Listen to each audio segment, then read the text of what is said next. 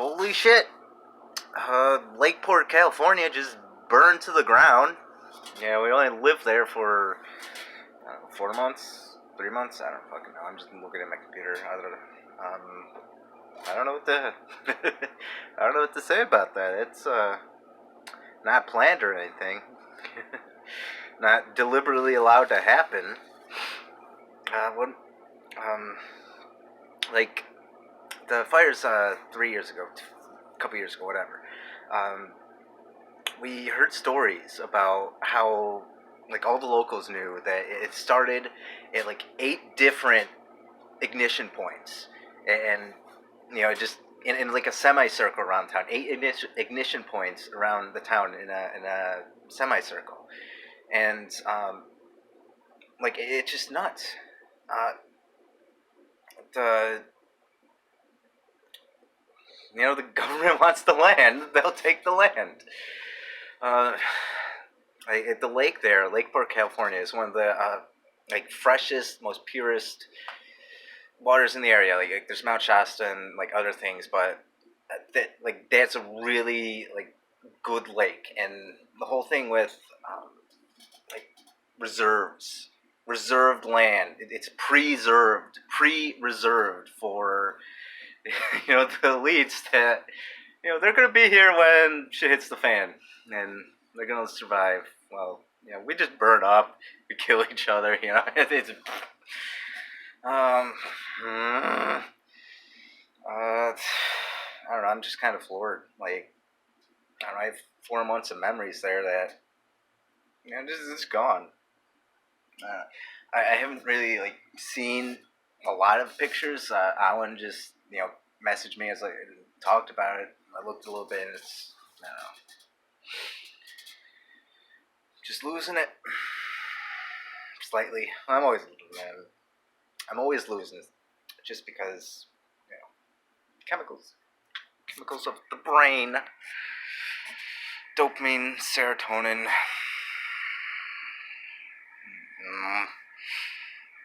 Just don't fire right for me. It's life. But there's a lot of other strange things while we were out there in Lakeport and pretty much all of California. We met this one lady. I think her name was Trish or something.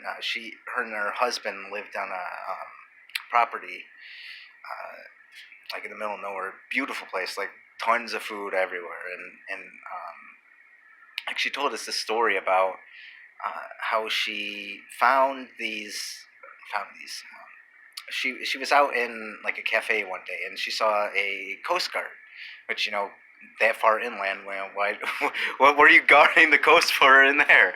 And how are you guarding the coast in there? And like she asked him like what are you doing so this far inland? And he tells her, I work with HARP, and he had the HARP insignia and everything like that. If you don't know about HARP, really crazy shit, like mind control shit, like in conjunction with the chemtrails that were there, like they were like you look up in the sky and there's like this rainbow hail around the sun. It's like, oh, it's so pretty. Yeah, that's the aluminum in the air that they're spraying.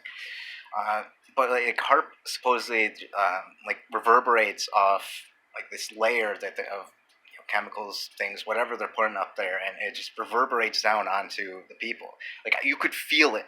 You could feel your mood just go. Like they were putting the population in a complete state of fear. It was like there were days, I have like bad days. I have days where my mood's like, and like it wasn't like that. Like it's noticeably like wrong. There were days where like I would just be living my life, doing stuff, getting taken advantage of by a cult, and like it would just you'd feel it. You just go, oh. And you just feel shitty, and like everyone had that, like the whole area, like most this is Lakeport, California. It's a mix of uh, like redneck and hippie culture, which is really weird. And there were a lot of unconscious people. You could tell, uh, like they just, you tell them, oh, you should probably, not eat that refried high fructose corn syrup, and it's like, I don't know what the fuck I'm saying. Like it just, uh, mm, just really weird things.